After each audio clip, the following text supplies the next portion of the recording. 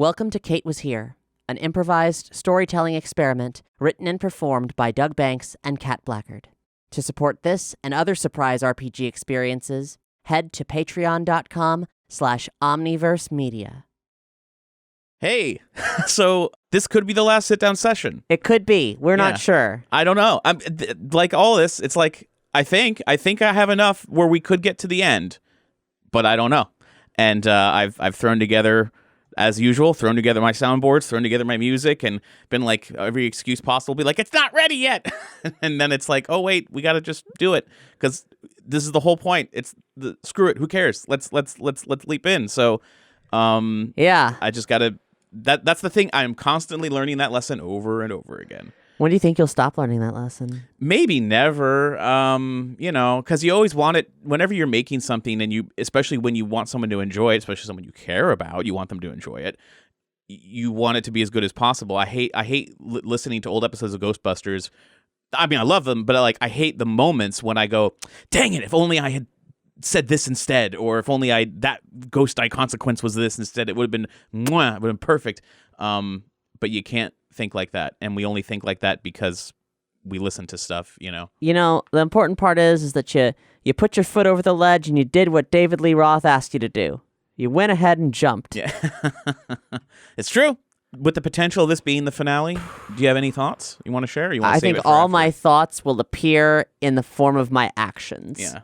Assuming we make it far enough for it to actually be the end. Assuming. Well, unless there's anything else, I'm ready to dive in. Let's do it. Okay. It was Wednesday, January 1st, in the year 2025, around 12:03 a.m. give or take, exactly. And where we left off was in a massive junk pile wasteland thing, where you are on top of a DeLorean that is on top of a small pile of junk that is on top of a conveyor belt, slowly inching its way towards a giant Fusion Industries reactor in a giant Fusion Industries quadrant of a massive, not really landfill, but recycling center. And it's looking like you have just a couple minutes before you enter the tunnel, where there's sort of the point of no return. Yeah. Okay. So, I've been told by the emergency services to get off this platform, let the car die. Obviously, right. I'm not doing that. Right. I have limited equipment with any real options here. The car is not going anywhere. I've done everything I know to do to get it going. They said that you should expect something to fly overhead to come stop this or whatever. Yeah, but I've also been moving. Yes. And I'm a little worried about that. And they said they tacked onto your phone. You're up there. You're waving, looking. I can say it depends unless there's anything specific you wanted to do.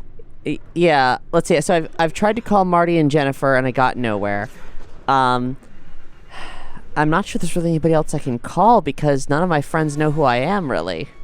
Like Marty and Marlene would be like, oh, that one girl one time. Oh, weird. I forgot about that. Okay. Yeah. Kyron. That's a can of worms. So, I think I just have to wait. But if I see anything that seems combustible, do I see Give me a clever. Okay. Unless you're thinking of something you might want to throw or gain attention. Yeah, something. I mean, granted, I guess they're tracking my phone. I was about to be like, so I'll make I'll set something on fire and I'll make a signal, but give me that clever and we'll see. We'll see if it's a clever idea to begin with. Yeah. So my clever is 3, so it's quite good. And here we go. It's 3. Okay. I'll say that you do see. Let's just say that in the junk that's around the DeLorean, that's maybe a little bit in front, maybe a little bit behind. I'll say that you can see some stuff that looks combustible. You definitely see maybe something that is. I'm trying because this is the future. You wouldn't have necessarily a gas tank, but probably some old disposed like oil and cleaning stuff. So it looks like if you could get like if someone was like in a car mechanic shop or whatever like this. So there's a lot of looks highly flammable. If you were to set fire to something, it wouldn't. I don't think you'd feel like you're in danger of burning yourself or the whole thing down.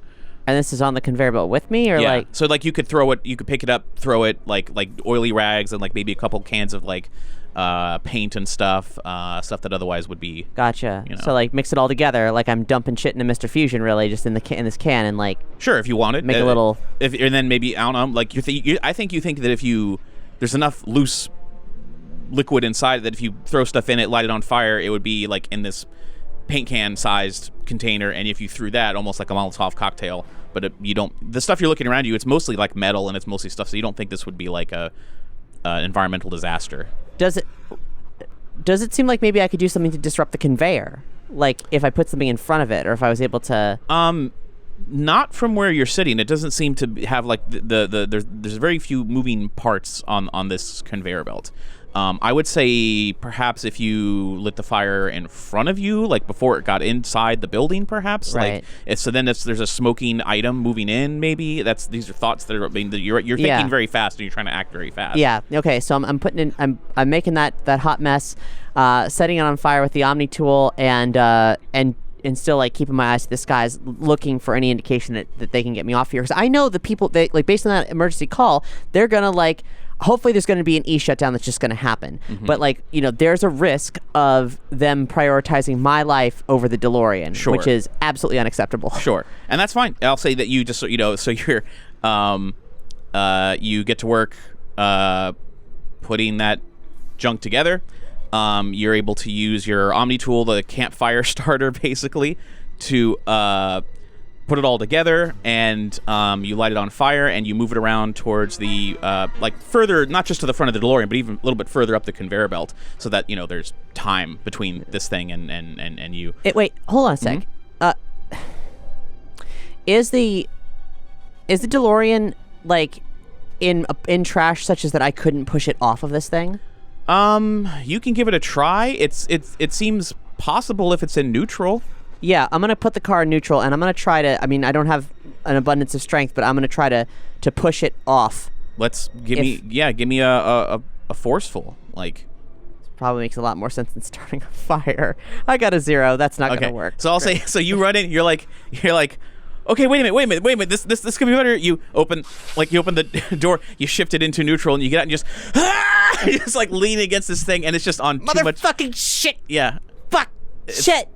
It's like the junk that it's on is like on its underbelly and not so much on the tires. Like the weight of it is sort of on the center chassis. Like you got any kind of like a lump underneath. If you're trying to push a car with one person, you ain't getting anywhere. But did you were still doing the fire thing anyway? Yeah, right? I mean I did that first. So so you're trying to bide some time. So I'll say that as you got the fire thing going up front, it catches fire to a little bit of junk there, and you were just desperately trying to push.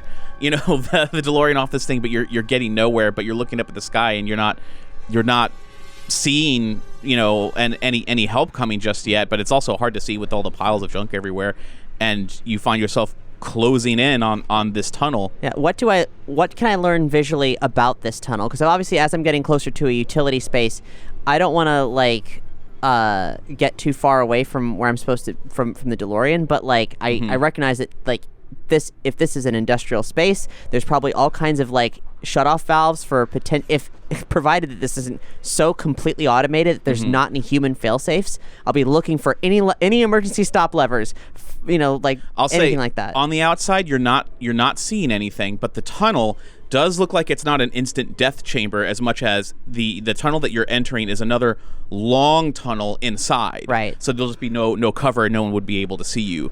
But you do notice it looks like there are things embedded on the inside of the entrance of the tunnel that looks like maybe more scanning equipment possibly. So you're like, okay, so you were freaking out. You're like, wait a minute, this is one last chance. Let's see how it reacts to like the fire per se. Or my biosigns. Or even if you wanted to even maybe get off the DeLorean and like walk up forward, maybe stick your arms through or something. Like I don't know. These are all random thoughts that are coming to you. Yeah, if as long as it doesn't seem like there's like, I don't know, spikes or miniguns attached to it, I'm like, hello, I'm here. but right. like Yeah, recognize me. it doesn't look like there's any. It doesn't look like sentry guns or anything like that. But I'll say as you approach, as you're getting closer and closer, you can go over. The fire goes through, and as the fire goes through, these things glow red, like the little nubs on the inside, like just sort of like they're awoken almost. And as you're like, all right, hey, and you sort of like, you're like saying, hey, you know, like moving arms and stuff and moving, I'll say that they start to shoot out lasers, much like the lasers on like not burn through you lasers, but beams of light that are scanning it and moving about, and as you start making and as you are making noises, they pivot outward, almost like a laser light show, where these sort of like these patterns weave outwards, scanning up towards what's coming inside, and as they surround you. Emergency stop, asshole! Yeah. They scan you really quick, and the conveyor belt comes to a complete stop. Stops dead in its tracks, and these things they stay scanning on you. And I sit on the hood of the DeLorean. Yeah, and then like not just 30 seconds from the moment that it stops, you see the underside of a hover car come overhead, and you're like, you know, like, oh my gosh, like whatever. And this doesn't look like Hill Valley Police. Okay. It comes down and it lands next to the conveyor belt. The door opens, and you see it looks like just sort of like security guard corporate guy gets out. He has a partner. The partner was like driving, but the guy who's facing you, he comes up to you with concern. You know. Okay. Concern and not threat. Great. Yeah. And it's only then that you think this guy looks familiar, and he's just like, Miss, are you okay? Like, what happened? My car lost power, and I don't know. Here we are. Can you give me a clever roll to see if, because this guy is so familiar, and you're like, it's calculated in your head. 3. This person, it hits you as he because once he like locks eyes with you and he's showing really concerned with you, he doesn't recognize you, but you realize this is one of your classmates, Marshall Williams. Except he's like 25, 26. He's not 17, 18 like sure. You know him. Oh gosh. Yeah, and he does not recognize you. He's talking to you as a complete stranger. Yeah, and I can't. Especially after spending months in an alternate reality of my reality, Yeah. I know better than to assume that Marshall's gonna know me. Right. So he's just like, I don't understand. You didn't. What about you tell me the fail-safes didn't work? How did you coast down? How did you land on this conveyor belt? I was picked up by one of the cranes and dropped here. And he's just like shocked to hear that, and he's gonna pull up his hand. He's got what looks like the equivalent of like a futuristic power glove. He's gonna doot on his power glove, and he's gonna speak into it. He's just like, "Sir, can you run a diagnostics check on some of the cranes out here? We picked up a living person. We're gonna have to debug the entire system." And you hear the voice, and it's like, "We're not debug. Do you understand what you're asking? To debug the entire?" He goes, "I know, but listen, I'm looking at her right now. She says she was scooped up. She the fail safes on her car didn't work." And he's just trying to explain. And as he's trying to explain, you see the partner come around, big guy, and really quickly you realize this is a 20-year-old Griff Tannen. Piss of shit. And he's just like, "You had no right to be here. Why are you flying over private? This is Fusion Industries property. What were you doing flying over this property?" I assure you, I had no intention of flying over this property. My car went out of control. I don't want to be here on a conveyor belt. Come on. He's like suspicious AF. Like so one's clearly trying to get you out of here, the other being completely antagonistic. Marshall is gonna say, "Well, Miss, can we get you anything here? If you want to hop in our car, I can take you back. I can take you back to the front office here. We can get you. Just do a quick physical, make sure that you're okay. If there's anything wrong." Yeah. Well, hey, look. The big thing is that, like, obviously, I'm safe, and that's good. This is stopped, and that's good. But also, I need to make sure that my property's secure. This is this is a priceless, one-of-a-kind modified vehicle. I don't know what happened to it, but it's very valuable to me, and I need to get it the hell out of here. Griff is skeptical as all get out, so he's going to approach the vehicle, and he's going to have his own little handheld scanning device, and he's going to start to, like, scan the outside of the vehicle. Little laser grid comes out, sort of, like, looking at it and everything. And Marshall says, well, yeah, as long as we... do you have any identification on you? Do you have, your license? Do you have the registration? Do you have your air traffic certifications? Just anything? Can you tell me? And Kate's like, just what she's been hoping this whole time is if anybody wants her ID, they can like bioscan her and like we'll coast on other Kate if that's possible. But since that didn't just happen in that question there, I mean, he seems to be taking the hands-on human approach of like wanting, like, you know, he's more concerned with. This guy seems more concerned with, are you okay? Just tell me that you have this, you know, like, and we can get the process going. And if it was just him and fucking Griff wasn't there, I'd be feeling very different than I do right now. Sure. Yeah, for sure. Let me hit the glove box. Sure. Which is probably not a term anybody uses anymore. And he'll like raise an eyebrow at you, like, okay, so if you head up the door's still open on the DeLorean, you want to just pretend to rifle around because or something. the thing is that, you know, Doc must have had that stuff. Like, he's been flying through the skyways and whatnot, you know, like. Sure. Like, so I'm hoping I can find that and be like, yeah, I'm on the insurance or whatever. Yeah. You know, like, if you want to say, so if you give me a clever to start to search through, because you're also looking for something that you've never even heard of. You know. Yep. Like, Yep. 3. Okay, I'll say that as you open up and you dig through, you find definitely the old DeLorean paperwork, which this don't want to show them that. This is right. You know, whatever. I will say that you do find it's almost like clear plastic translucent paper, you know, has all these weird little goofy printings on it and like blue text and white text, and it's aligned in ways that you don't understand, but it definitely looks more official paperwork, you know. And you're seeing like air certifications, you're seeing the history. It's almost like it's like the Carfax, you know, of like the history of this vehicle type thing. Yeah. So you have that. You don't have any personal ID on you, but you at least have this. Yeah. However you'd like to move forward. Yeah, I flashed the thing and just hope that like the one piece of information is gonna like be what he needs before we get the rest of it. And if he's like, and if he asks me about who I am, I'll be like, I don't know, scam me. Yeah. So he'll be like, okay, great. If you want to come down, I'll take you. We can get you out of here. I'm gonna get. We're gonna have to get a hover truck to come out and pick this up. I know you say this is like valuable, so I'll tell them to be careful with this, and we'll get the rest of this paperwork straightened away. Thank you. I really appreciate this. Griff is gonna. This has been terrifying. Yeah. I'm like. Kate's been like a little bit like, oh, I need to act a little bit more traumatized now. Maybe. Yeah. Griff is going to come around and try and snatch the paperwork out of it. So he's like, let me see that, and he's going to read it over, and it, you know, he's like nodding along as he's like reading it, and he says, "What's your name?" Kate Ritchie. And he's like looking over the list. He says, "It looks like this vehicle and the air certification are registered to an Emmett Brown." Yeah. That ain't you. No, it's not. But But you know, if you dig a little deeper, you'll find that I'm on the documentation. He's like looking really suspicious at you. He's just like, okay, we'll see. So if you, Marshall's gonna open the door to the security car. I guess you want the security patrol car, and just sort of motion for you to step inside, and he's willing to drive you away. Cool. Yeah, I've got my backpack.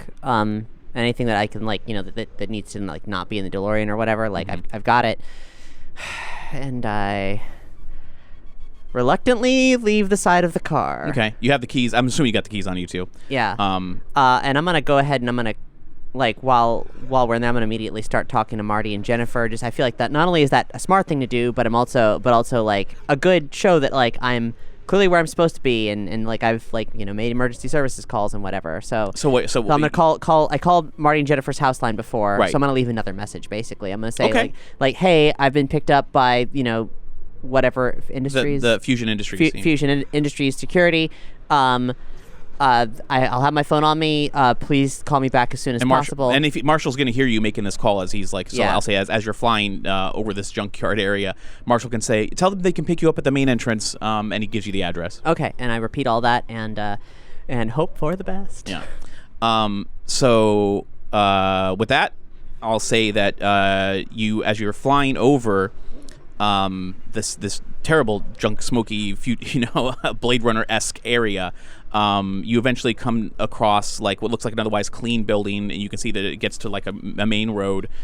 You definitely were inside a very, very, very large landfill junkyard area. There is normal modern life outside of all this. Oh, good, because I really thought that things had gone very bad. So it seems like maybe like the world as I knew it is still kind of out there. Yeah. Okay. This I mean, it's just that the thing that was terrifying is how big this area is. Right. Like, you've been in landfills, you've visited junkyards, you've seen where people dump things, you've seen it before, especially in your modern in your old 2016. But 2025, it's like you thought for a hot minute that maybe all of Hill Valley was nothing but this. Yeah. That being said, so it still is really large. You can see off in the distance like other housing development stuff, and again, these housing developments are really close, just right up against the border of this junkyard. So it's like, it doesn't seem healthy, but at the same time, they're using a fusion reactor to recycle this stuff to make energy. So it's really it's dicey as to like, sure, like like Mr. Fusioning like all of human waste seems reasonable, but not if it seems like somehow that's not, I don't know, there's some kind of 20 years it's all going to go kaboom. Yeah. But even aside from that, you're just like, this seems risky, but again, we don't really know all the science behind it. So when you get on top, they get to like a little landing pad, they open the door for you. It's a nice, clean, lots of glass. The type of building itself has even got a strange shape to it, which is a little kind of trapezoid shaped a little bit. It has just a slight bending of the walls, sort of like it's going to go up into a pyramid, but it's flat top. There's no point to it or whatever. And looks like some offices that would be like almost like separate office towers, but slanted inward. Like they're not a little Blade Runner-esque in that sense, where it's like interesting, strange geometry that would take a hell of a lot of money and years of planning in your time. Yeah. But now it's like, oh, so the processing plant has these weird. There was an odd amount of thought given to the style of this junkyard building. Yeah. That is fascinating. So as you go inside, it looks more like pristine, clean, futuristic, dark corporate, dark green marble floor, and hints of like dark mahogany that are just highlights to like on the different like handrails, and you're getting a really cold, mean, quiet, dark feeling inside this corporate space. But as you carry on, they're bringing you to a center like lobby area. And Marshall just says, "Are you sure? Are you feeling okay? And when you crashed, was there anything? Did you hit your head or anything like that? Is there anything I can do for you? Is there anything?" It went down pretty smooth, all things considered. I was just really panicked. It's like, I don't know. Now, like we were hit by a bolt of lightning or something. Now you have to remind me.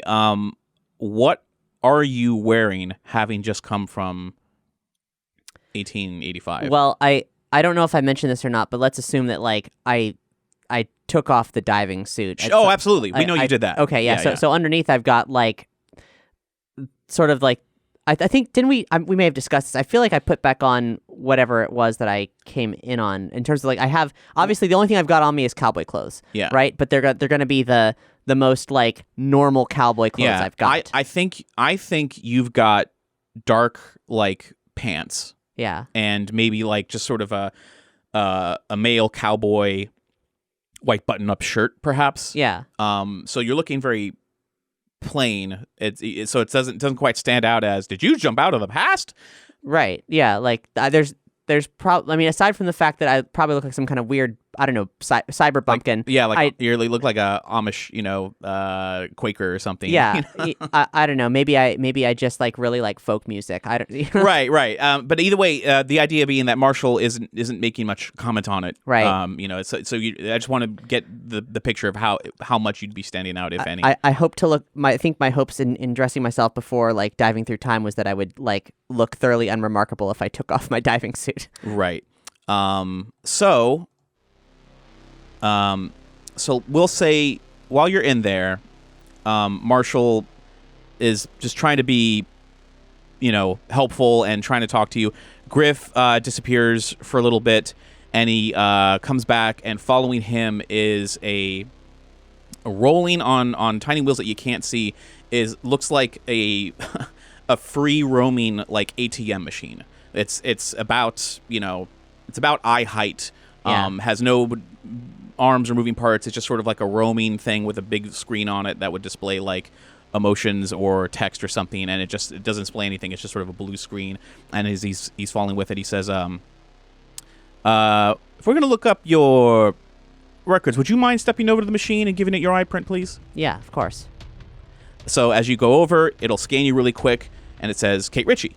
Yep. Has all the stuff, all the information, and it has a quick sort of information about you sort of scrolling by, and you're noticing that you're supposed to be like, let's see, how old is Kate? So if you were born in 99, you were this, Kate, you're like 25, 26 at this point. That's fine. And I've been hardened by living in the West, so. But Griff is just sort of like looking over it, nodding, and it's like, okay, like he's still not the brightest guy in the world, but he's definitely very hyper focused on trying to find fault in things. Does he look different at all aside from being older? Like because he does not. I've been thinking like I know what was supposed to happen to him in regards to Back to the Future 2, but I'm also sensitive to the notion that the Doc has theoretically like altered certain aspects of technology in the world, right? And I'm wondering like, does he seem augmented? He does seem augmented, but not as extreme as you saw him in the post-apocalyptic sort of future. Okay. I'll say that if you look at him really closely, I'll say it looks like one of his eyes is definitely augmented, but not extreme. Like it's meant to sort of fit in with things. But you do notice like little lines around his eye that sort of insinuate that maybe that there's more mechanical stuff in here than what it would first appear to be. And yeah, he's wearing the same sort of power glove stuff that Marshall's wearing, so it's hard to tell if he's got any other stuff. But you do remember that when you met Griff as a teenager, I mean, he was like 19, I guess, but still, he had interior things too to like make him bigger and to make him punch harder and like all these other things. Yeah. Whether they're legal or not, you don't know, but certainly he was highly augmented then. Yeah. But knowing that he's gone to prison or jail at least, we'll have to see like how this all. Yeah, just trying to size him up. yeah. Marshall says like, all right, so have you called like your family? Is there anything else we can do to help you here? Yeah, some friends are trying to, hopefully are on the way to pick me up. I haven't heard back from them, but as soon as things went sideways, I called emergency services and I called them. So we'll see. He says, okay, we are gonna have to do a quick diagnostic on the car to see if maybe we can find out why the fail-safes failed you. Well, why is that? I mean, like, sure, that's great. I would get that done anyway, but like, why are you folks doing it? If it did happen above Fusion Industries property, we don't want to be held liable if you somehow claim that some pieces of junk hit you or anything of that nature. We just need to let our security team go over it. Well, sure, but hey, look, like, I mean, I have no intention. Like, I don't know what happened, but it's the fault of like my machinery, clearly. So if you're gonna do that, though, I would want to go with you because like if my insurance is gonna cover this or whatever, like I want to take photos as well. Like I want to be sure that I'm that both the respective parties are not the only people documenting things. He's like, what do you take photos? What are you talking about? Scans, whatever, man. Like like. He's just all right. You want to.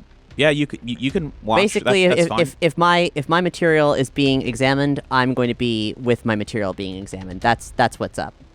Yeah, I think Griff, can we work out something like that? And he's like, just bring her through channel 3 and have her at the viewing port, and that'll do for now. I'm gonna go process this. So he's gonna walk off, and the droid thing is gonna follow him. So Marshall's gonna radio in, and you're like, that language didn't quite make sense. Like, what does he mean bringing through this or whatever? Marshall's gonna lead you down some hallways, and it's gonna be like a long window viewing thing, almost like you're looking at a police lineup, except there will be a conveyor belt inside, and it's pretty long and pretty open or whatever. So it's like maybe this is for examining strange pieces of junk or something that comes through. We're not really sure. Yeah. But he radios in, and you wait like maybe a minute or so, and then sure enough, at one end, a little door will slide open, and you see the DeLorean on the conveyor belt rolling forward, and more of these lasers are going to scan it, much like before, but different. It looks like different colors, like you're going through the RGB different laser grid of scanning different things about it, and you can see there's monitors above the window on your end, inside your room, doing like X-ray scans and radiation scans and like all sorts of things, just to make sure, first of all, is it safe to leave? Is it this? So you're kind of a little nervous of like, what are they even like looking for? Yeah, I'm not. I'm not thrilled about that, but I also don't. I'm not sure I can press my luck any further. But yeah. Mm-hmm. So as this is going on and you're watching, you notice that it becomes clear to you that it's like the car's passing you on this conveyor belt, and there's the Mr. Fusion Industries thing on the back of the DeLorean. Yeah. And Marshall says, "This is what? So what's the deal with this car? I know you said it's one of a kind. What is this?" It is a one of a kind. It's so hard to explain. The base body is a DeLorean from the 1980s, and then it's been retrofitted in a bunch of different ways by an incredible inventor, Dr. Emmett Brown, and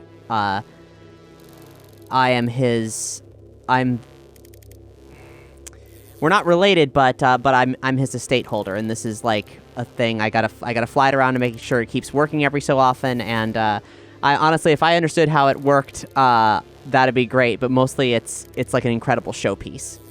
What is it? What is it for? It's just a vehicle. I mean, it's kind of like art, but it's also like technology. We're still figuring it out, quite frankly. And he says, well, I got to be honest. The reason I'm asking is because you have a Mr. Fusion home energy device. Looks like it's installed somehow on the back of this vehicle. This isn't air or street legal. You can't have a home unit plugged into something on some kind of power system. I don't understand fully what's happening here, but you got to get that removed. Well, hey, quite frankly, I don't understand it much either. But hey, if I never fly it again, great. Like I said, I inherited the thing. I don't understand it. I just want to keep it in working order. But if that's not street legal, hey, that great. Okay, beats me. Now I know that. Maybe that's why it failed to begin with. But either way, I'll pay whatever tickets need to be paid. But I want the car intact. Like everything is as is, whether it flies again or not. That's between me and the police, I guess. But let's not. So he's like, okay, I don't know how my supervisor is going to feel about that, but I understand you've been through a lot. I believe me, I want to get you out of here and back home. It's just that this doesn't look really good. But what's the name of your friends that are expecting to pick up? I'm going to put their name in at the gate. Martin McFly. Mm-hmm. And Jennifer McFly. He says, okay, stay here. You can keep watching. I'll be back in just a minute. Mm-hmm. So he'll leave. And I'll say that you can watch the DeLorean. It goes through all these scans. You can tell that it was making notes of the Mr. Fusion. It's making notes of like nuclear ? All these other like things on the back. It's not. It's piling up. Shit. It's not looking that great. And as it finally gets towards the end of the conveyor belt, the lasers will stop scanning it, and the door at the end will open up, and you'll see it disappear into looks like a small garage or like a small holding cell of some kind, big enough for the car and maybe for a few people to walk around it, and then the door closes. Mm-hmm. Marshall will come back and say, hey, it sounds like maybe your friends are already here. Excellent. If you want to follow me to the main lobby, we can get you signed out. So if you go with him, you actually just see Jennifer. And Jennifer is, oh gosh, she's like 56 years old now. Yeah. And even though she looks nothing like your mom, her age makes you think like, oh wow, like she's mom age. You know what I mean? Like she's definitely, you know what I mean? She was mom age when I met her, yeah, it's like, but like almost like closer to where your mom was when you last saw your mom. Yeah, you know? yeah. So she looks very nervous but also like putting on airs to be like relieved to see like, oh, Kate, it's terrible. What happened? I go up and I hug her and I'm like, yeah, she hugs you back. I'm like, we have such a big problem. She says, well, what do we do? Whatever it takes. All right, I have a panel hover truck outside to carry the car away. Oh my God, thank you so much.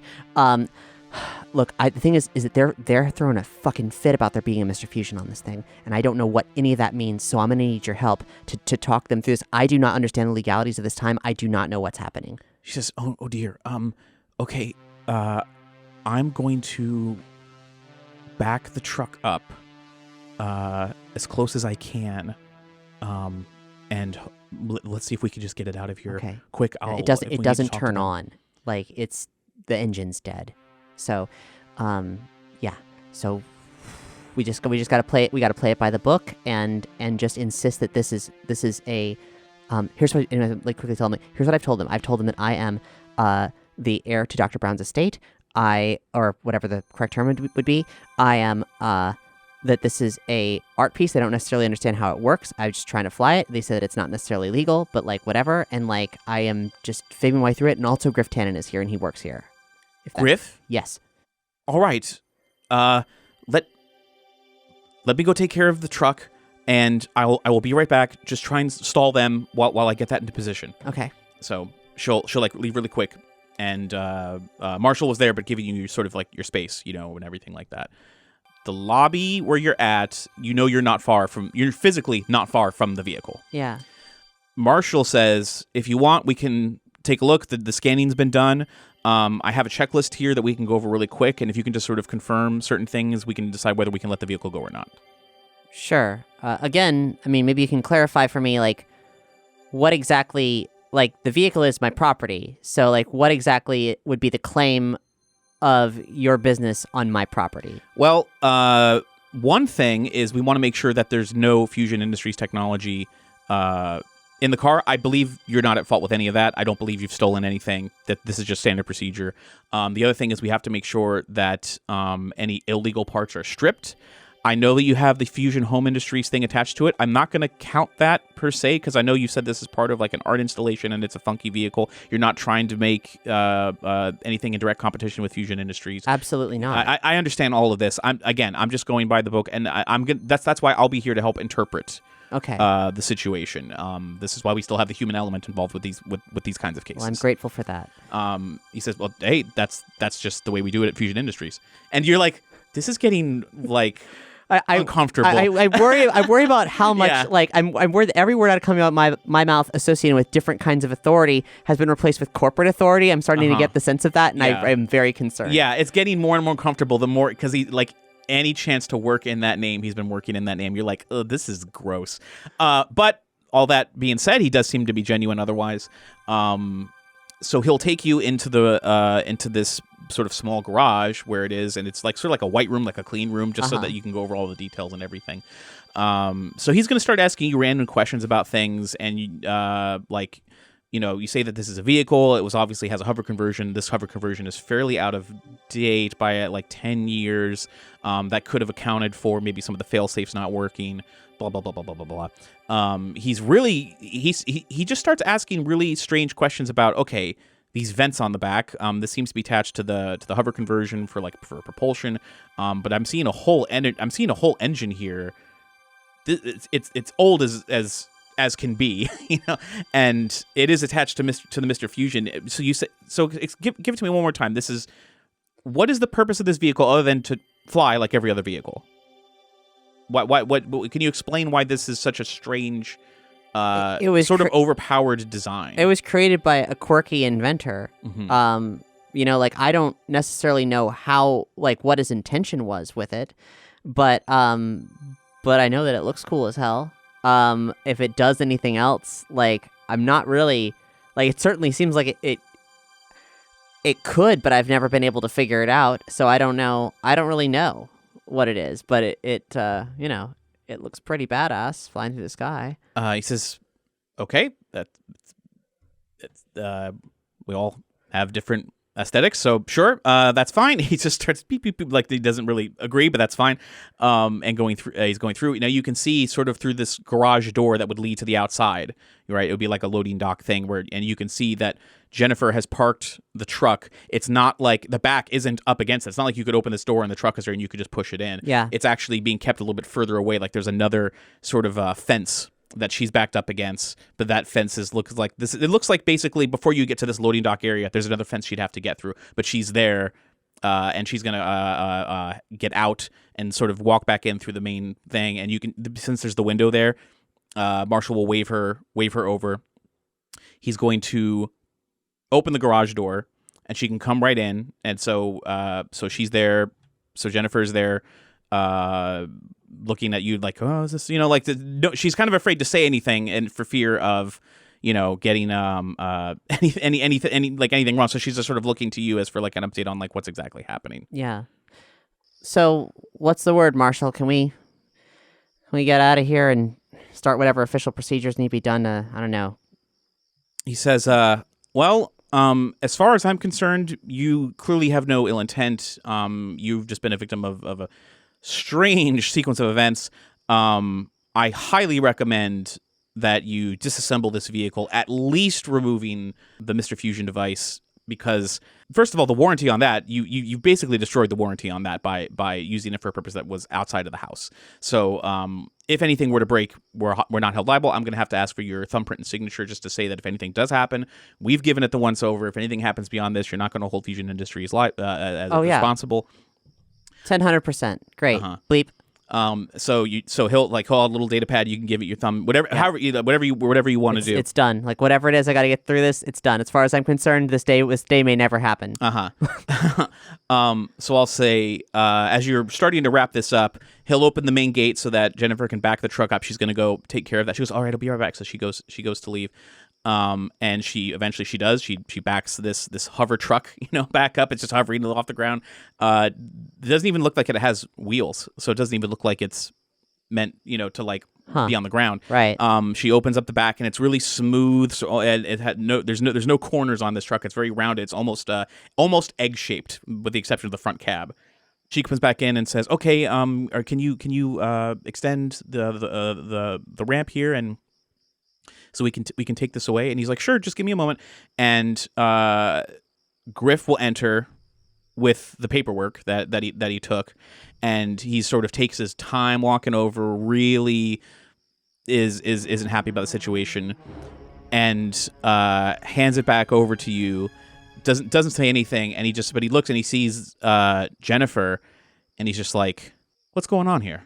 How do you know her?" Who's he talking to? Me? He's talking to Kate, saying, "How do you know her? How do you know Jennifer?" She's my friend's mom. Who are you friends with? Marlene McFly. He says, "All right. I need to go check on something. I'm gonna leave." And he just, it doesn't look like he looks very uncomfortable with the fact that there's a big fly there. It really is what this is. Okay, good. Assuming that he's been to jail, So he says, "Yeah, have a good night." And he's like awkward, just wants to excuse himself. He wants to get away from the situation. Okay, good. I'm glad he's the small person here. Yeah. But he's whatever. So with that, Marshall can the floor of this thing is gonna like raise up. Little mini conveyor belt that's embedded in the floor is gonna push it forward. Jennifer can lower the back ramp. This thing can go onto the back of the truck. No problem. Load it up. You can hop in. Jennifer's going to take you home. I thank Marshall very much for all of his assistance, and then we get in the car, and as soon as we're alone, I'm like, "Oh my God, Jennifer, thank you so much." She says, "Yeah, it's no problem. Doc gave us very specific instructions. Marty got this when he sent you back to 1885, and we've been holding on to it this whole time, but." Maybe this will make more sense to you. Okay. And Jennifer, is Marty okay? Marty passed away a couple years ago. I'm really sorry to hear that. It's all right. But I'm here to help in any way that I can. Thank you so much. Seriously, I can't even. I open up the document. It's another Western Union document. Looks like it's old as hell, like usual. Dear Marty, if my calculations are correct, you'll have received this letter immediately after you sent Kate back to 1885. Her 4-hour temporal displacement field is permanently in flux. There's no need to wait for her to return. Please secure the time chamber and relocate it to a private dwelling as quickly as possible before reading the rest of this letter. Thanks to you and Kate, the citizens of Hill Valley were spared the horror of that terrible blizzard. Our plan to save the future is still on track, but to ensure our success, I need you and Jennifer to follow these precise instructions to the letter. Kate will be arriving in the future to retrieve a duplicate of the DeLorean time vehicle. She'll explain, but she will require your help in transporting and repairing it to full working order. Be prepared to receive Kate in the DeLorean at the entrance to Lyon Estates, January 21st, 2025, 12 a.m. Once Kate and the time machine are in a safe location, you will require a MC 120119992AE35 microchip for the time circuits, as well as a complete replacement of the flying circuits. The latter should be available at any local hover conversion shop. Lastly, you'll need to provide Kate information on the following: the date the HoverTech company went public on the stock market, which company first patented the food hydrator, the year Nike acquired the patent for self-lacing shoes, the year Fusion Industries was founded. Clara and I will prepare for Kate's return at the open field behind Clara's house, July 4th, 1886, 8:30 p.m. Please do everything in your power to ensure Kate is safe and the time machine is repaired. Once we know how and when to make the alterations to these technological advancements, we can prevent disaster. We must succeed. The future is counting on us. Sincerely, Dr. Emmett L. Brown, January 5th, 1886. And he has a nicely rendered illustration here of the time circuits. And you're getting a sense of how you can open it and where this microchip goes. Yeah. Okay. Oh boy. Okay. I can see why this is confusing as hell. Jeez, Jennifer, I'm so grateful and I'm so sorry. Okay. So I'm going to tell you everything, and this is going to stay between us. And I recognize this is disrupting your life completely. So we'll figure whatever it is we got to do. We'll figure it out to make this work. And I don't want to be a burden, but actually, let me just lead with this. Literally, the fate of the world is in our hands. There's going to be a catastrophic failure of every single Mr. Fusion device in the world, October 21st, 2045. And Doc and I are trying to prevent this, but with him getting trapped in the 1880s and all the everything it took to get me back here, and him. So you probably don't even know this anymore, but there was back in the 1880s, there was a blizzard that happened spontaneously and killed a bunch of people, including Doc and Clara. And so Marty sent me back. Who's Clara? Right. Okay. Sure. Doc married a school teacher named Clara in the 1880s. I'm surprised. Doc married somebody? I'm surprised Marty never mentioned this to you. He was there when they met. Oh, he never wanted to talk much about what happened. Something about space-time continuum? That's probably smart. Oof. Well, okay. Yeah. So it's also he last saw Doc in 1885 as the train was getting him out of there. He doesn't know. Mm-hmm. We don't know. We didn't know anything about what happened after that until you showed up and we had to send you back. Oh gosh. Okay. Yeah. So I don't know. I don't exactly know how time is like. You know how it sort of fixes itself sometimes, and so I'm not really sure how this played out. But last time I saw Marty, he was helping me cope with the fact that I was supposed to meet Doc, or I was supposed to have instructions from Doc. And anyway, nothing went as planned because Doc died before Doc was supposed to die. And so Marty helped me save Doc from dying in the 1800s. But he's still there. But the thing is that we have to, because every Mr. Fusion is going to explode, we have to change history and alter the different aspects of how technology is going to play out in order to avoid this massive disaster. It's like the integrated technologies, something about the way the world gets configured by that time. It's just a nuclear apocalypse fired by nobody except for maybe, I don't know, a hacker. We're not sure. Well, I was able to follow his instructions, and I have, and at this point, as you're having this conversation, you realize she's not driving the truck. like the truck is driving itself. So she's been like very attentive, and you're like, I'm not used to this, like having a really intimate conversation while this thing's driving itself. So weird, but okay. It makes as much sense as anything, but sure. yeah, it's still. So she pulls out. That's fun. She pulls out a small, looks like vacuum sealed bit of plastic, sort of like how you would like keep like food preserved and stuff. But inside is a looks like a microchip. Little flat little microchip about the size of your thumb. She says this is the kind that Doc wanted, so yeah, this cool. I take it. That's for you. And right now I've programmed us on our way. We're on our way to a 24-hour hover repair shop, so we can get this repaired. And I also have answers to some of these questions. I have them on my data pad. I can feed you that information if you like. Yeah, that would be great. Okay, so one thing that's of great concern is that, like, I have a lot of questions about kind of where things are at right now, socially, economically, etc. But she says I'll try to help in any way. If you have any questions, I'll try to tell you if you think it'll help stop this from happening. I mean, the thing is that those Fusion Industries people were really upset about the Mr. Fusion on the back of here, and they let us go, but it was pretty dicey for a while. I'm worried about any repair shop, like, maybe not wanting to do the work. Hopefully they will. Hopefully they won't ask any questions. But like there was a lot of implications that, you know, like this DeLorean is not street legal, so to speak. Well, I know someone who can help. It was a friend of friend of Marty Jr. He's able to get us in. He's actually going to meet us there. Okay, that's amazing. Most of these things are automated, but he's going to be there to help smooth things over if any of the bots are unable to sort of recognize the make and model. Yeah. So it should be fine. As long he doesn't know anything about time travel or anything like that. So just make sure you don't mention anything like that to him. Yeah. I mean, as far as I'm concerned, this is just an art piece, and we're just restoring it. Okay. But do you have any questions for her about 2025? Yeah. Is that big giant Mr. Fusion landfill thing, is that normal? How's the environment? Like, is it, I mean, I assume I'm seeing things out the windows. Like, yeah. I'm not sure, like, how does the future look okay, or does it look like Blade Runner-y? It looks a little Blade Runner-y. Not all that way. Not full Blade Runner, but we are closer in that direction, right. Obviously.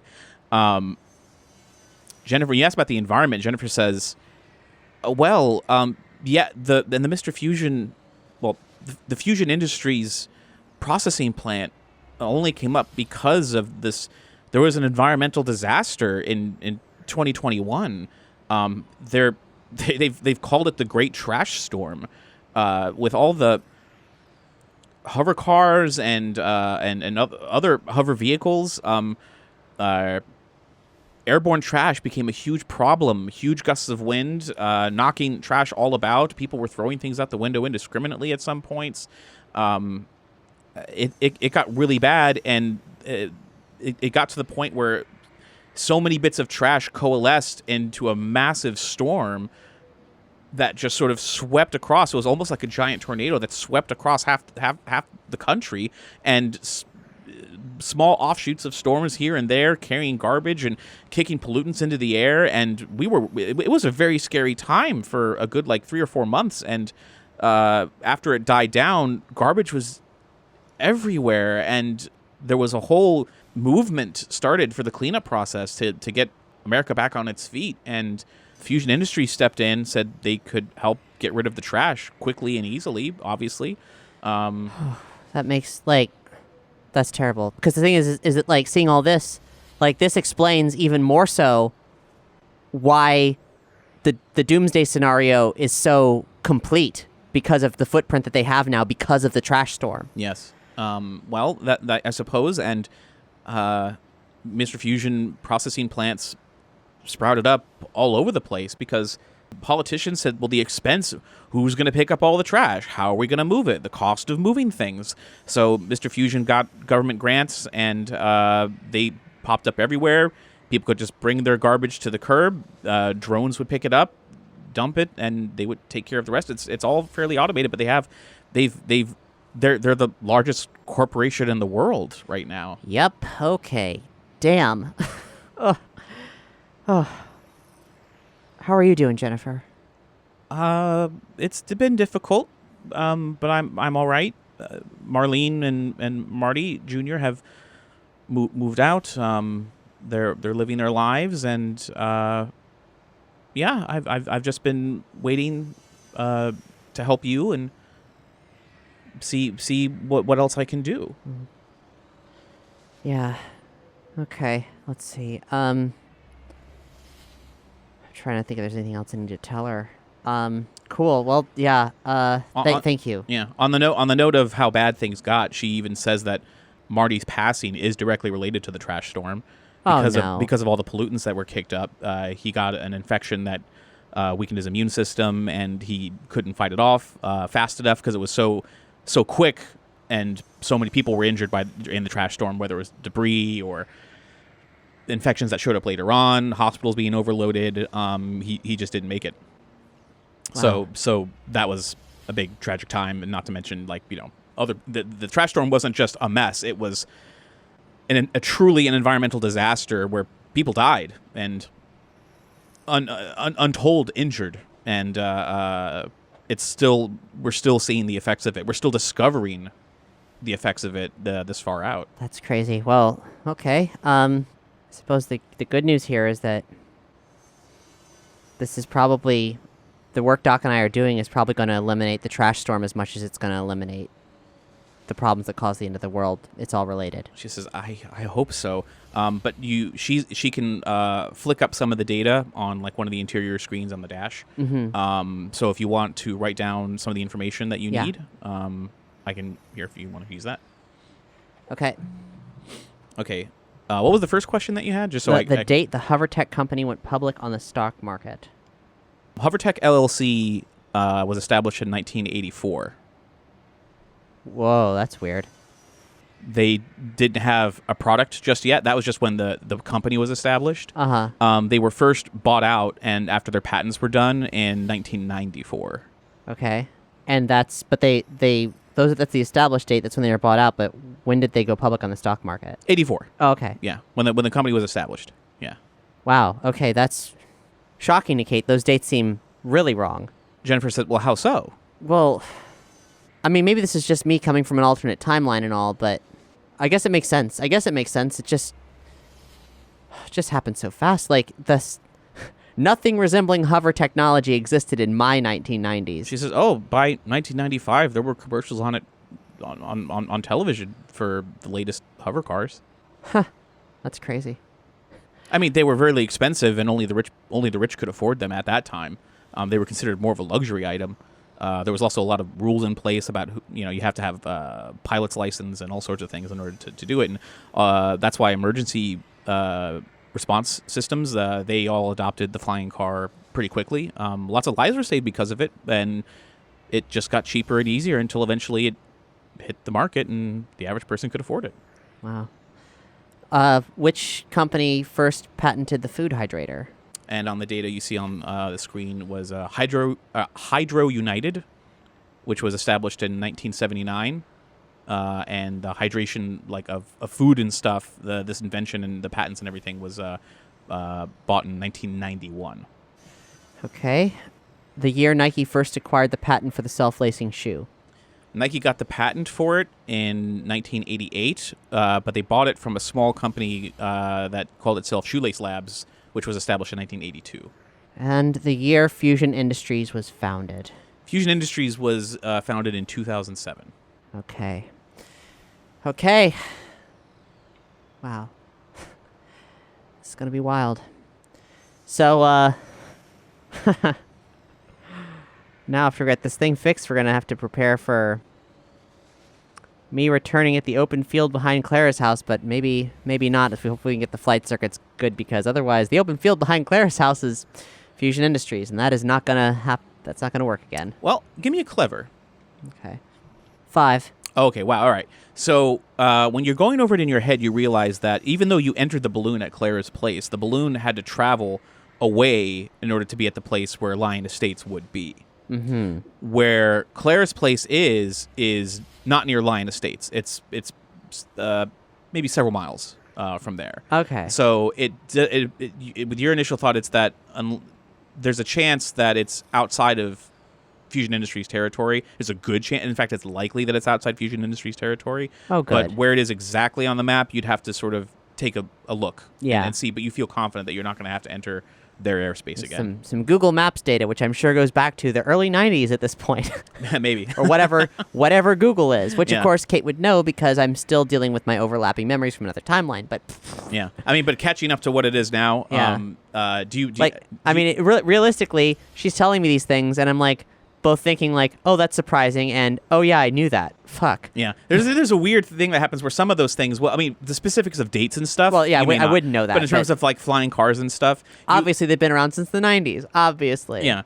And in fact, if you like mention the word Google, she says, "What's Google?"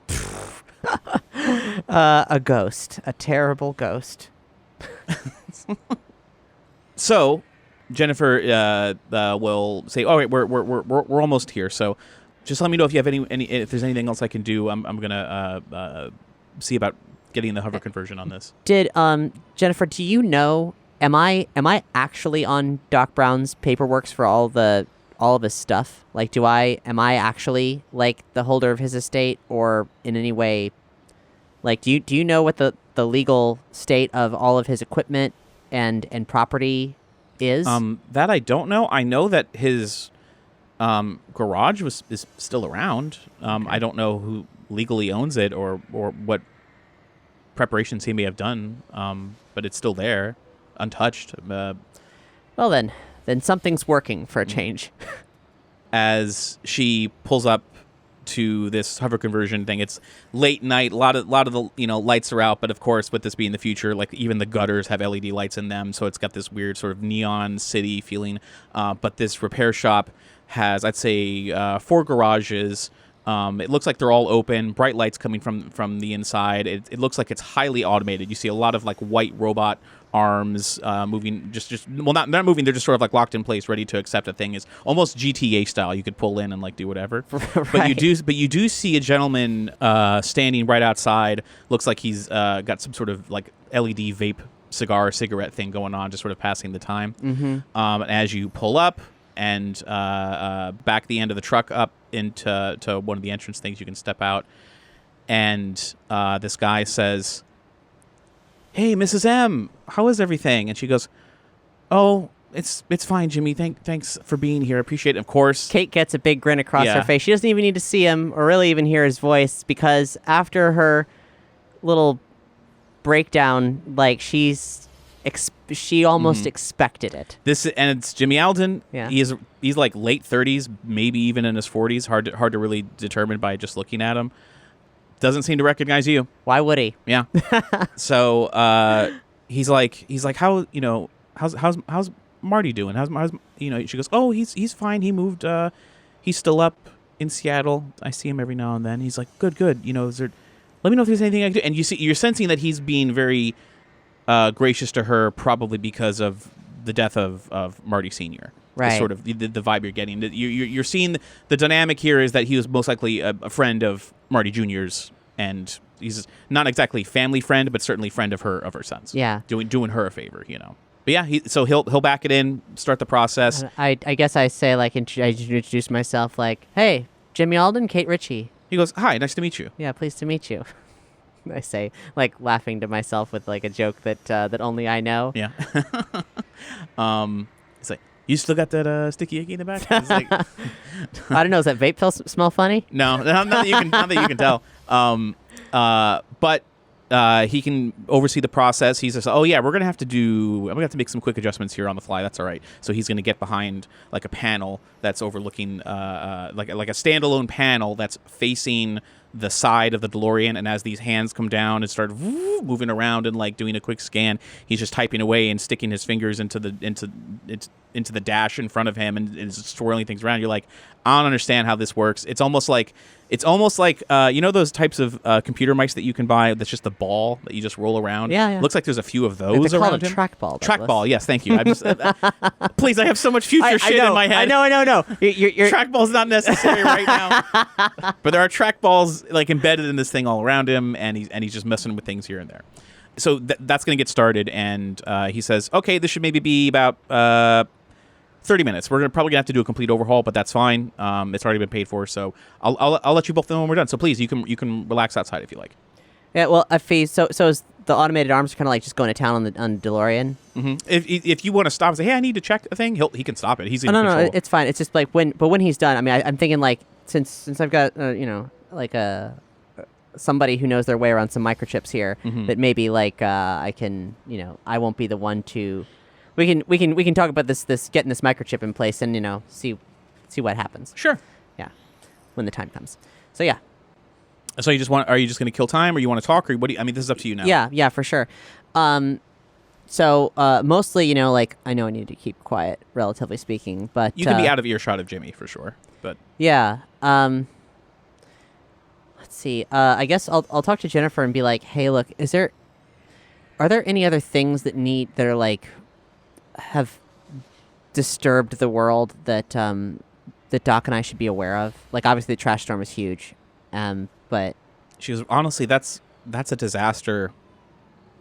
It's the biggest disaster I'd seen in my lifetime. Yeah. I can't think of anything more important than that. But there's smaller political things, but nothing extreme really. Really, it's all just due to the storm. So many things have cropped up since then. Before, I mean, as far as I'm aware, I was never big into politics, but trade was good, and we still have a good relationship with other nations and things. I don't really understand what else could be done to improve it. Hey, and neither do I. I'm just trying to like make sure that everything's okay. What about global climate change? Well, this was a direct result of it. The storm was a direct response. In fact, there's a lot of people.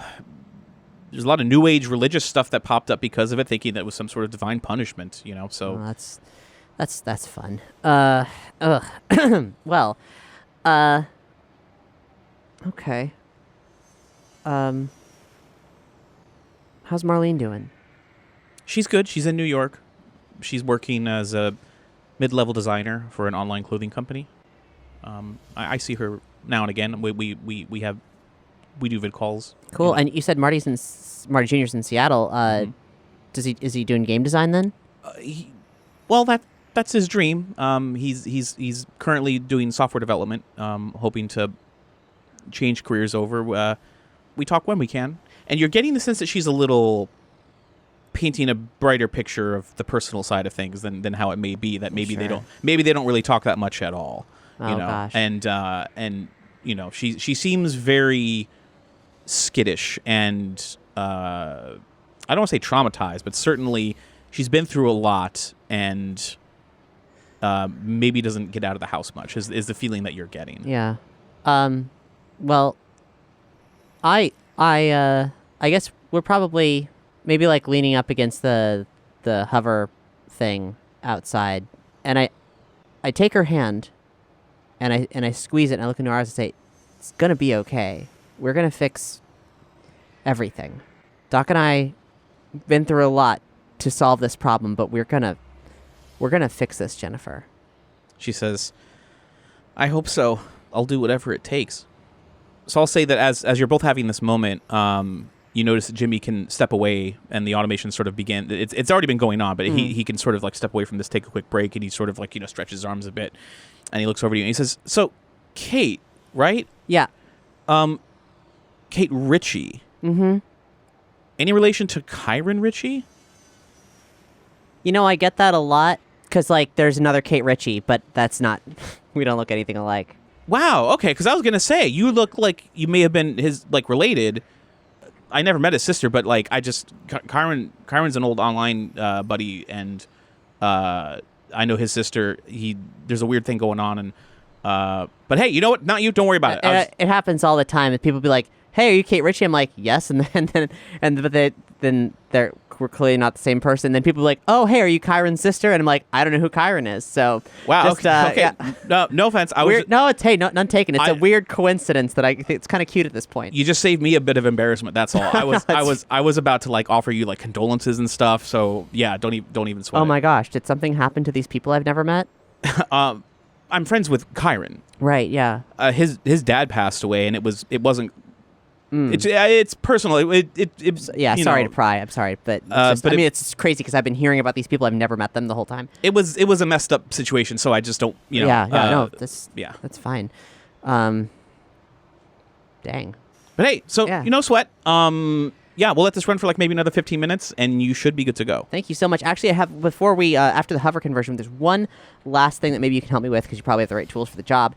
We need to implant a fried microchip in the back of that panel in the center of the car. I've got some diagrams here, and I kind of like on the edge where it's been folded. I just sort of tear off the picture just to be like, yeah, it needs to go in here, so that he doesn't. And you show him the microchip too, like you have it? Yeah. He's gonna go, holy crap! I haven't seen anything this old since I was a kid. That's crazy. I mean, this works. Yeah, I mean, hey, you're working on a DeLorean right now. I mean, have you ever worked on a DeLorean before? Usually it's automated, but no, not with my own two hands. In fact, Yeah. I'm surprised that a lot of it looks like you maybe recreated some of the engine parts and stuff like. I'm only assuming. Yeah, it's not me. It's an art piece, but yeah, you're running. This is almost analog. This is incredible. This I haven't seen anything this old come through in a very long time. Especially if it's running on this. Are you kidding me? Look at this thing. I know. Can you believe this? Barely. This whole things would run. The world would run on things like this. So he's just like, wow. So he used to do computations on buildings the size of warehouses. How far we've come. Yeah. Well, so he's gonna break the seal on it, get it out, and take it over to like his workstation and just get it ready to put in. So he can take you feel comfortable. He's gonna take care of it from there. Cool. So yeah, a few minutes can go by. And then I turned to Jennifer. I'm like, well, I guess something terrible happened to my dad in the trash storm too. Maybe. She says, if you want to use the computer in the truck, you can look up whatever you like. Yeah, it's probably for the best. Has my phone been like it's ancient at this point. It doesn't really parlay with the current internet. You used it to make the call. Yeah. But it hasn't. You haven't been ringing or anything like that. But you can use that. Yeah. Okay. I'll do some quick searches. See like get a beat on my mom. I check my mom before I check my dad. Really, like, see if just if there's any kind of like trash storm death lists or anything like where I can get a read on them and like. So you look up Gale first. Yeah. You look up Gale. The first thing you find is a like sort of like a resume. Online work. You see her work profile, the public-facing side of it. She currently works for Fusion Industries. Oh. Of course she does. Because they're using her the biggest company in the world, and she has expertise. She has the expertise on where to build such big things. Yeah. And she's currently working out of Cape Town, South Africa. Gosh, Mom. Yeah, so she's laying foundations for even more Fusion Industries processing plants. Yeah. Okay, and how about Chris Ritchie? Chris Ritchie, again, you don't find anything of him online since, like, I want to say, what did we say before? It was, like, 2010 or something. He was off. It appears that he's off the grid. Yeah. There was a obituary for him, very brief, just says that he passed away. He survived by, son and daughter. Mm-hmm. There's no mention of circumstances. What year was it? Was it 2021 or? It was 2023. Oh, that's okay. Then I'm gonna go to Kyron's socials and scan through, and also probably pull up my I say my own, but like other Kate's socials. Kate with an ATE. What do we want to look up first? Just like scrolling back to like get to that time period and see if I can like suss out like funerals, like any kind of like information on their socials regarding things about my dad's death and whose do you check first? Kyron's. If you check Kyron's, he has a modest social media presence online. You see photos of him. He's married. Look, he's been married to a woman. Appears to be her name is Lana. There's the most recent photos of them is she's very visibly pregnant. Yeah. So Kim isn't born yet. Correct. Okay. He's looking like he's leading a happy life, but no pictures of him with other family. He has a lot of promotional stuff. It looks like he and Lana run an online shop making custom art pieces. Like they'll do painting, sculptures. They'll even do custom pieces of furniture. And it looks like they still live in the same Ritchie household. Oh, wow. If you scroll back for like any public postings, it looks like around the time that your father died, He just has a simple thing that just says R.I.P. Dad, and it's got like some likes and stuff. People say I'm so sorry, blah blah blah blah blah, but nothing specific. Okay. When you look up Kate Ritchie online, you find Channel Kate, which is a 24/7 stream. How unfortunate. It's travel, beauty, lifestyle vlogs, on-demand things. She does call-in shows. She does Q&As. She has on-demand things of her favorite movies. So in other words, it's basically everything about her personality. If you want to say, what are Kate's favorite movies? If you're subscribed to her channel, you have a list, and you can even stream them from her site. She has favorite music videos, and currently, I think. Currently, it just says that she's currently offline, so it's playing like a rerun of something earlier. It says that there's like news scrolling on the top, things that she's interested in and everything. She appears to be on a 2-year sabbatical in Osaka, Japan, and just living life, playing video games. Montages of her, going to travel destinations and jumping, like doing the whole jumping into the air as you jump into the clear waters of this beach, resort site type thing. I'm so disappointed in yourself. Yeah. It is very. I can't stress how bizarre it is to see a different version of you that is trying to be excited about playing these games and like watching movies, like watch-alongs and stuff like that. But the thing that really bugs you is not that it's uncanny that you're seeing yourself do something that you never have done, but that you know yourself well enough to say, "I'm not enjoying this." Yeah, like that's pretty clear that like this is someone who's invested themselves in the idea of being a celebutante, and that is it. Yeah, and there's the emptiness to like what she's doing, but it seems that like you can see that, but who else can see that? Yeah. Don't know. Well, is there any way for me to get back into the archives to see? It's difficult, but yes, you can. When you go back, you don't see anything mentioning father passing away. It looks like this whole family unit is pretty separate. Yeah. Like everyone's kind of split off. Yeah. Okay. Well, what's her look like these days? Like, I mean, obviously, like, I look like a cowboy. What does she look like? Inconsistent. It's changing all the time. You even see different eye colors that she's been trying out, different hair styles, different hair colors, different clothes.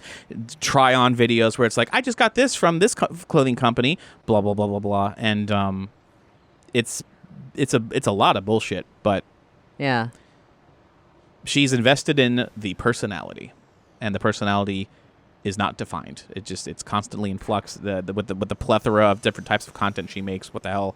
What are you? Is this travel, beauty, lifestyle? What is this? Like it's all over the map. Otherwise, it appears at least moderately successful. This is a full-time thing. And I'm gonna. I don't know if my logins still exist, but try to sign into whatever Ancestry website I was like digging around looking for Betty in. I'll say that it probably. Let's give me a D6. 2. I'll say that you can log in using the information you had set up using those login passwords and stuff, but you haven't used it in 10 years. So it's like, welcome back, Kate. It's been a long time. Like all these texts pop up of the like new updates. It's like possible matches in your family tree, and just tries to it's trying to say new updates since your last visit, but everything like everything is new. Yeah. So you're being bombarded with like fuck get this out of the way. But yeah. You can start navigating again and see what you can find. Okay, I mean it's hardly important, but we're killing time. So like, just you don't see anything new when it comes to Betty. It looks like since you were the only person who set this up, no one's really taken the time. You don't know because again you made the account. Sure. So no one's been able to come in and update it. Well, I assumed that there was like maybe like I don't know some kind of. I mean, granted, this isn't 23andMe. I'm not giving them my DNA and like getting those DNA connections or whatever. But like, yeah. If there's no map to follow, then there's no map to follow. There's pop-ups of recommendations of like trying to link Kyron Ritchie's social profile to yours, and it's just like, can you confirm this link of the marriage between him and Lana? Yeah. So on and so on. Updates of you, like, do you want to import all your photos, or that like no, because it's gonna be like over a decade of bullshit. Yeah. I also search like cave and then Kate was here and see if I like. You don't find anything. Okay, Yeah. good, cool. Great. Who knows? I don't exist. I don't exist. I will say one thing that you notice when you're scrolling back through Channel Kate. Yeah. Is in like the 2015-16 when you were first looking up stuff about Kate, if you scroll back that far, you see Ashley as part of the circle of friends. Oh wow. But around 2018, she's not there. And as you scroll forward more, you see around it's like the middle of 2019, a simple post, much like what Kyron did, just R.I.P. Ashley crying emoji. Fuck. Wow. Well, it's like Kate doesn't really know how to feel about any of this. Yeah. Like, she knows she can't. Like, these are people's lives to live. Everything's connected in an inconceivable cascade of happenstances, and like I can fix the trash storm. I'm pretty sure I can do that, but. But I mean, even my dad's. However deep you want to dig on any of this, I'm just showing you what you see. Sure. Yeah. Another interesting thing, again, you can dig on any of these or not, but one thing that you see after the RIP Ashley, you see comments of like, oh my God, so sad, blah, blah, blah. But then you see one of one that's just called Feathers. Like that's the profile name. Feathers. Yeah. And as you click, it's you don't see any human face, but as soon as you click it, it's another like 24-hour channel, which apparently this is like the new Twitch or something. Uh-huh. And Feathers, aka Irene, is doing her own channel, but you don't see Irene. It's just a cartoon parrot bird, neon colored, augmented reality, covering of her as she's just, doing confessional videos and stuff to her followers. Fuck yes, future furry Feathers. Except whatever an avian version is. Yeah. And she figured that out. She goes by, her persona's name is Trudy Tweeter. So it's just like, and she's just giving reviews of movies and shit, but just done with this really impeccable AR, cartoonifying of finally herself. Something wholesome and good in this world. Yeah, but so you can see that it looks like some of those threads are still connected in terms of like they know each other. I'm shocked because I guess I don't know who's shocked. Is it the player or is it the character? Because like with the overlapping timelines in her brain, I don't know, but like it's still I think there was a time when Kate was still learning things about her other self that she just sort of assumed complete separation from any aspect of the world that she knew, like Marshall Williams, like it's just showing you that she was clearly never in journalism with Marshall Williams.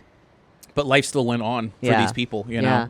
So again, however much you want to dig in, however, if there's anyone else you want to look for, this is all just whatever information you want. I'm gonna look up my crush, Callie Jones, and see if she got herself a music career. Doesn't look like it. It looks like she hadn't even, like, maybe she moved out of Hill Valley at a really young age, and is leading a completely different life. Well, and what about Erin Weinstein? She is a professional journalist anchor for an online news streaming for it's called YNN, for Your News Now. And it's specifically catered for, if you subscribe, you can tell the news bits that you're interested in, and they have anchors devoted to each of these topics. Heck yes. Cool. Wow. Okay. That's, Like, I mean, since you've got answers for like the whole gang, I'm just gonna be like, yeah, let me look up every person I was gonna go camping with. You can, and I'd say roughly half of them aren't in Hill Valley and lead very different lives. Sure. The other half appear to be on similar tracks to what they were, but maybe some compromises and deviations in certain directions. Other bummer things that you look up, you're like, oh yeah, trash storm, Sure, casualties. yeah. And like any I think like causation's outlined pretty clear by Jennifer, but like if there's any other things like yeah, there was a number of celebrities who passed away. There's like all sorts of stuff. I mean, there's celebrities you've never even heard of. So it's a lot. And in fact, when you wanted to start searching, and she's Jennifer was like, "What's Google?" And you're like, Jennifer, what search engine? How do I where do I go to look up a thing? Because you're trying like Yahoo, like none of it's Ask clicking. Jeeves. It asks Jeeves. She goes, "You mean Ask Jeeves?" And Shut the fuck when you up. do, it's like remember the paperclip in Microsoft popping up. Instead, it's like a full CG rendered butler, very cartoonish, but it's just like. And you can type your thing in the form of a question, and he answers it directly. Oh boy! So it's wonderful. It's a great little cartoonish. It's fun and colorful. Yep. They did it. The shark still looks fake. They did it. But yeah, I'll say Jimmy finishes up. He says, "All right, this thing looks pretty good to go," and he's going to dangle the keys and give her. You want to give it a try? You want to crank her up? Heck yes. I have a signal that he should toss me the keys. So he can. If you put your hands up to catch it, he will happily toss them. Cool. I slide into there, and I power up the time circuits. They come on. Heck yes. Turn on the car. It comes on easy as the day it was built. Jimmy, you're a miracle worker. He says, "I'm just doing my job, but hey." Cool. All right. I'll take the compliment. Really, the machines do all the heavy lifting. No pun intended. Well, cool. Thank you very much, and I will back the car out of the spot, and then circle up with Jennifer. Say, hey, anything you want from the 1880s? Any souvenirs? She says, actually, Doc said to get the car to a safe location. So maybe we should, before you depart, there's something I do want to talk about with you. Sure. Sorry, I was feeling so immediate. Yeah. She's. I know. I want to get you. I want to get you going as soon as you can, especially if we can fix some of this. But there is something I want to talk to you about once we get home. So if you want to, we'll load it back up. Yeah, for sure. So I drive it in there and thank Jimmy again. And as we're leaving, I say I used to buy weed from that guy in an alternate reality. She's like, small universe. Why would you have to buy weed from him? Because it was illegal. And Biff Tannen was president. What? It's an alternate timeline. It didn't even happen anymore. Are you... okay. She's just like... What you said was gibberish. She can't even think about it. So she's like, okay. Sorry. Yes. It's complicated. Thanks for listening to Kate Was Here. To support this and other surprise RPG experiences, head to patreon.com/omniverse media.